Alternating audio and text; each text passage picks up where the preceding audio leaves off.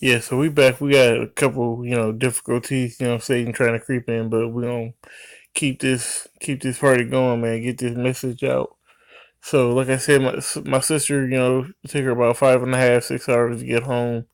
Coming from Omaha, going to Kansas City. So I'm I'm gonna show you the videos that I have that I took out there. Let's see.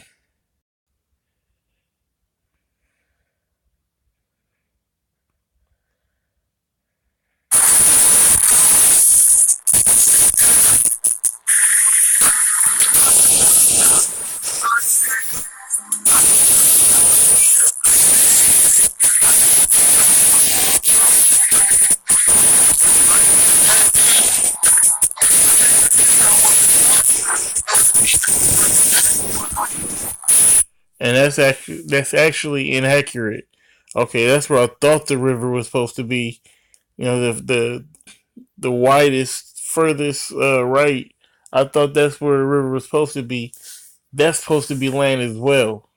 So all that water that you see is supposed to be dry land, and it's all underwater. Not just like under a couple feet of water, like underwater water, like coming up to the top of your house, 10, 12 feet, 15 feet water. This ain't no little puddle out here, man. This is serious business.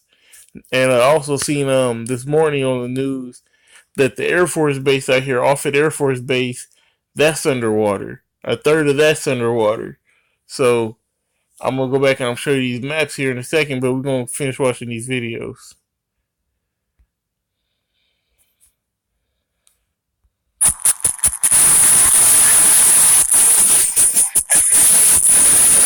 Cut off, can't use that highway. The highway is the main is Dodge Street. Dodge is the main street in Omaha. It separates the north from the south. So as you can see when you cross over Dodge Street, you see the water is still on the other side.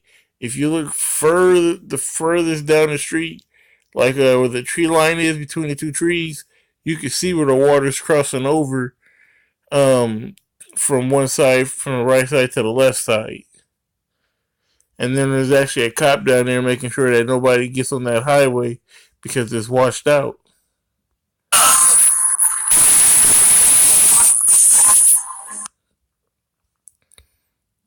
Okay, let's see what else we got.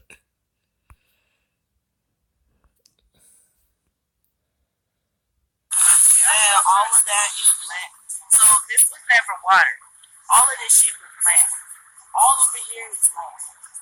The road that's gonna be coming up, that's their highway that goes into valley.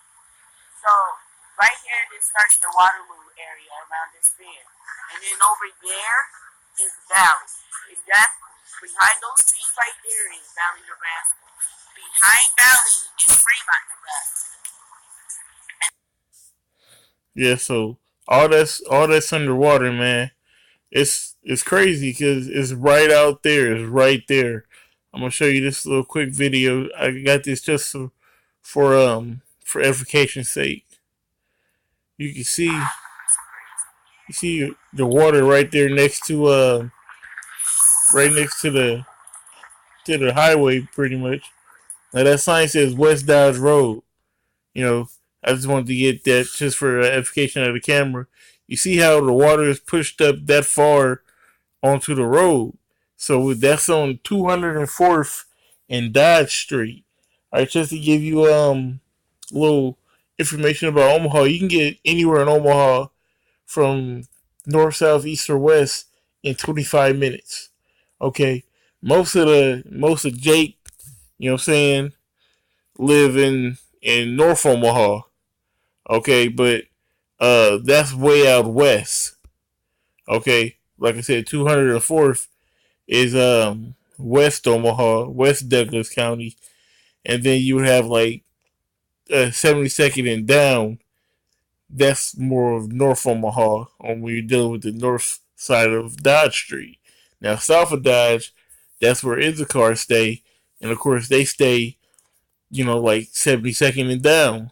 Okay, um, but the the Air Force Base is in Sarpy County, so right about here, that's where you get the Air Force Base that's flooded. So we have floods to the south of us, we have floods to the northwest of us, floods to the west of us, floods to the east of us because a lot of Iowa is flooded, and the only way that we could really escape would be the north between going into Washington County. But there's very little roads that goes that way. Okay, all the roads lead further west or southwest going towards Lincoln, which is in Lancaster County, or I-29, which is going down in Iowa, crossing over the river and going down in Iowa, but a lot of that's washed out. All right, so you got 80, which would take you to like Des Moines, going towards Chicago, but a lot of that's washed out. You probably could get to Des Moines, but you wouldn't be able to get to Chicago. All right, you have to go north towards Minnesota.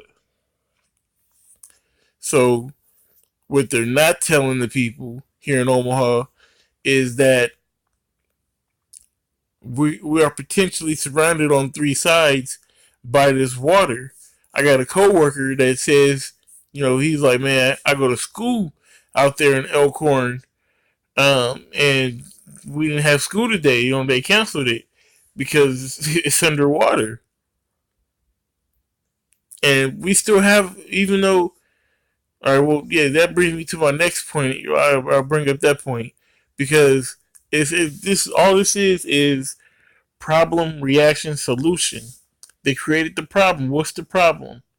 The flood. How did they create the flood? Okay, these past couple of weeks we've been getting hit with snowstorm after snowstorm after snowstorm. Big storms, dropping 6 inches at a time. Just last week, okay, we were waist high pretty much in snow. And then we got rain.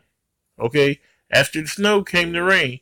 And matter of fact, just to back it up a little bit, it was that fake ass snow.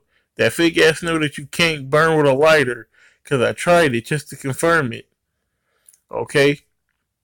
So, we got that fake ass snow. The fake ass snow melted mostly in the rainstorm. And then we've had sunny days. So, it's been like 60 degrees and all that.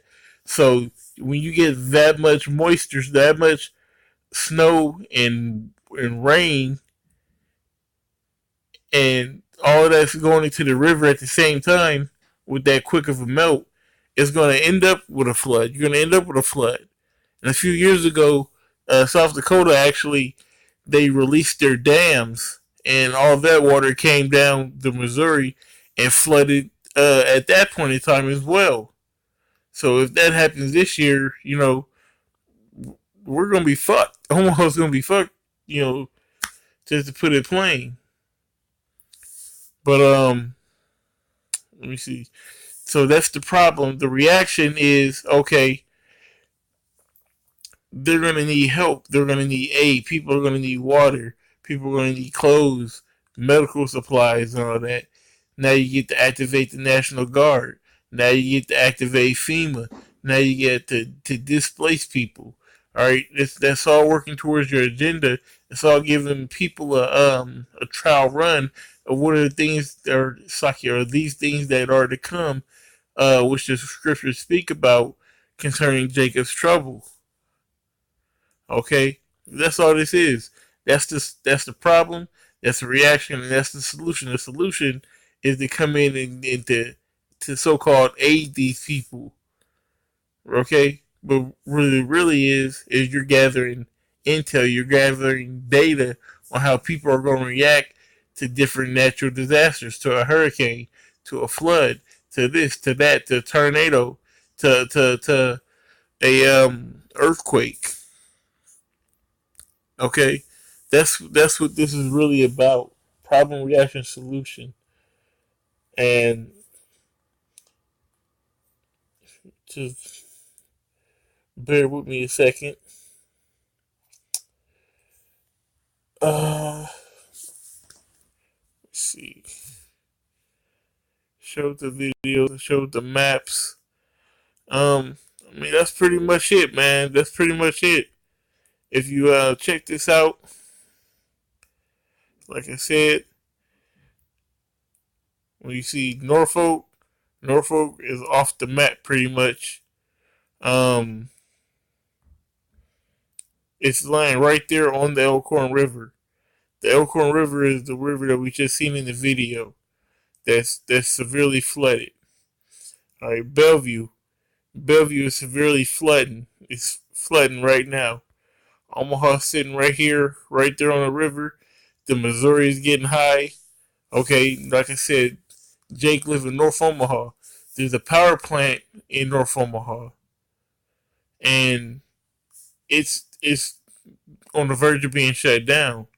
The video we just seen, like the woman in the video said, was Fremont. Fremont was right on the right along the edge of the river, so it's underwater right now. Okay, along with Valley, I, people aren't people are at ease. They think um that when these things happen, that the government has a plan or something in place. Man, these people ain't got nothing in place. They can't even fix the potholes. All right, and with all these potholes that are out here, there's no plan for them. They can't plan properly for snow removal or to prevent the snow and ice from getting worse the night before, or treating the streets before. They so called say that they got 10 big pumps that can pump all the water out. But if you got all these pumps, how come you're not pumping the water right now? If there's really a so called plan in place or you got a protocol, why aren't you using that protocol now? Okay, but people, like I said, they put their trust in America, they put their trust in the Egypt and the so called white men, but that's gonna be their downfall. Whoever's joined with them should be thrust through. Alright, so with that I wanna leave with one more scripture. Give me a second, I'm gonna pull it up real quick. This is Isaiah 33:6. It says, "And wisdom and knowledge shall be the stability of thy times, and strength of salvation, the fear of the Lord is his treasure." Now, this is one of my favorite scriptures. The reason why I got this, okay, is because, like it says, wisdom and knowledge shall be the stability of thy times. If you want to be stable, okay, in the latter days, in the end times, whatever you want to call it, then you got to have your how about Shimmy Ashai, squad. Me personally, I'm really not worried about the flood, but it's my job to, as a prophet, warn the people about what's going on and show them that okay, yeah, it's a flood coming, but this is not just your typical flood. This isn't. This hasn't been a typical winter for us. All right, we've had -30 weather, -20 weather. We've had huge amounts of snow, and we've had it all melt at one time. I've lived in Omaha my whole life. And there's never been a winter like this.